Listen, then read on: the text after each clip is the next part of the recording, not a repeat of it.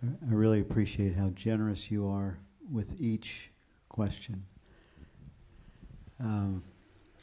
You speak of awareness having a feeling, and also the feelings are being seen, feelings are being they're being noticed, but you speak of feeling this experience of awareness, and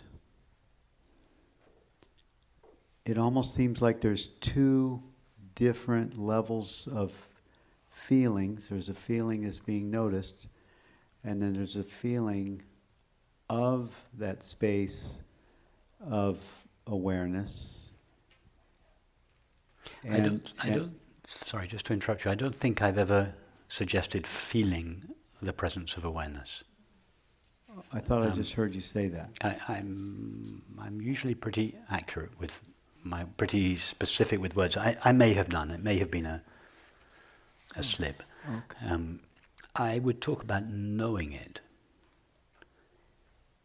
But even when I talk about knowing it, I'm very careful to qualify what I mean by knowing it.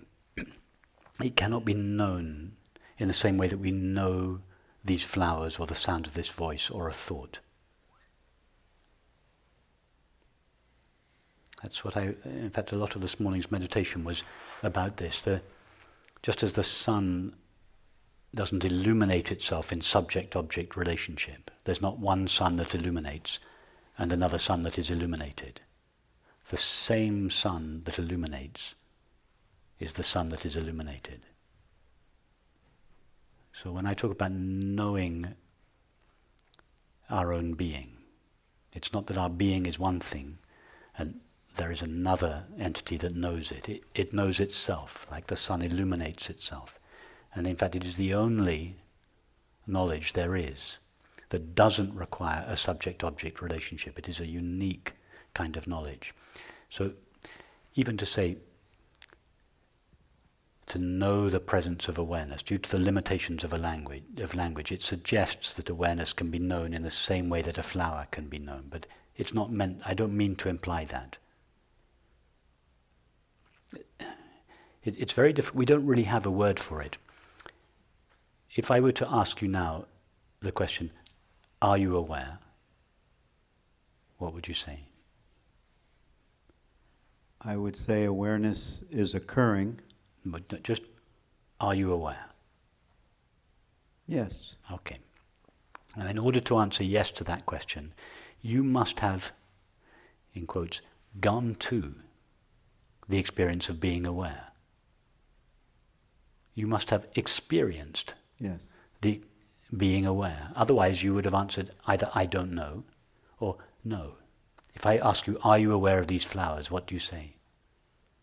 Yes. Because the flowers are your experience, and therefore you answer yes to the question, are you aware of the flowers? Now, if I ask you simply, are you aware? Pause, you don't look at the flowers, but you go somewhere. You go to the experience of being aware. Now, when I say you go to the experience of being aware or awareness, you are awareness. It's not you go to the experience of awareness. Awareness becomes aware of itself in that moment.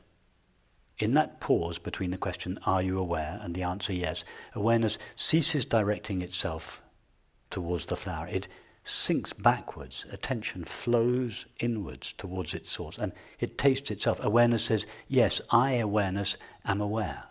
It recognizes itself.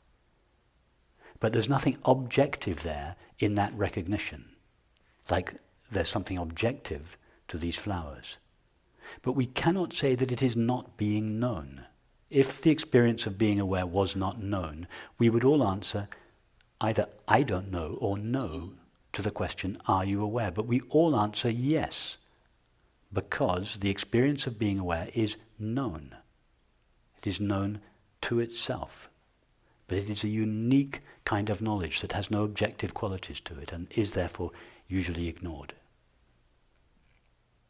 I would normally use this opportunity to tell the story of the Oxford professor, but I'm going to resist this time because I know you've all watched YouTube. So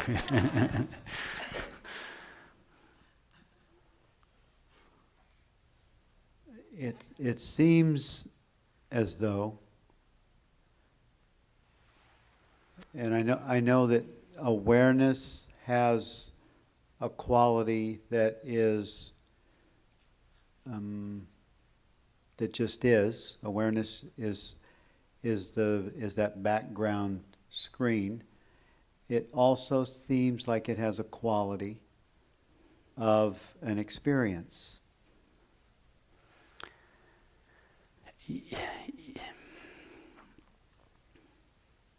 You're right, but for the wrong reasons. Good. Tell me more.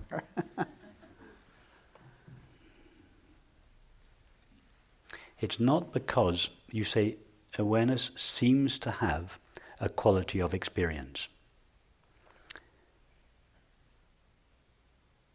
But it's not because awareness has any objective qualities that awareness seems to have a quality of experience. In fact, it's the other way round. The reason why objects such as this flower have a quality of experience to them is because the flowers are lit up by awareness. So even in the experience of the flowers, what is it that makes the experience of the flowers absolutely real? You're absolutely certain you're having an experience now, yes? You're experiencing something. You can't be sure they're flowers, but you know that there is experience. You know that experience is real. Yeah? Yeah. If you go deeply into experience and ask yourself, what is it that makes experience undeniably real? What is the stuff out of which experience is made that is undeniably real? It's consciousness. So you're right that the awareness does have a quality of experience, not because there is anything objective to it, right, but it's because what is normally objective, its reality, what makes it a real experience, is awareness. right. Don't know how clearly that was explained. Did that make sense? It made sense to me.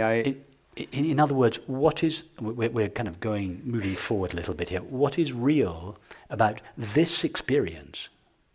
Can anybody deny that the current experience, by which I mean just this ordinary experience, this room, my voice, our bodies, this current experience is undeniably real? Yeah, would anyone disagree with that? So what is it about this experience that is absolutely real? It's consciousness. That's the stuff out of which this experience is made. It is consciousness that gives experience its undeniable reality. So you're right, the experience of awareness, the non-objective experiences of awareness is absolutely real. It has a quality of experience to it, but awareness is what gives all experience its undeniable reality. But it's not an objective quality. Right. Let me ask you now, come at this from a different point of view. Is anybody here currently knowing anything other than the knowing of experience? Just scan your current experience, your body, your thoughts, your feelings, this room, the landscape. Is anyone knowing anything other than the knowing of experience? Has anyone ever known anything other than the knowing of experience? You see, all there is to experience is the knowing of it. Consciousness is not, in fact, just one aspect of experience in the background as opposed to all of this in the foreground. All there is to all of this is the knowing of it.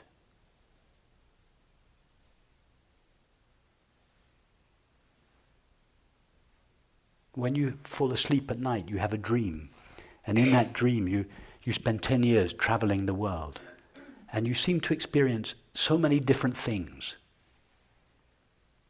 But when you wake up in the morning, you realize that everything you experienced was just knowledge in your mind. There was nothing there other than knowledge or knowing. And that's true of our experience now. There is nothing to this experience other than the knowing of it. It is consciousness that makes experience, that gives experience its reality. It is not stuff called matter.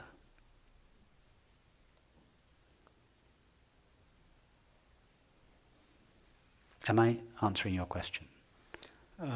I misunderstood a comment you made earlier on the feelings, and that was really the only question I had. But I really appreciate the explanation that you gave. Thank you. Well, your question about feeling awareness gave me an opportunity to take this as a step further. Yeah, thank you. So thank you for misunderstanding me, or if indeed I did say something about feeling awareness, that was obviously a necessary slip. Yes, thank you. Wonderful.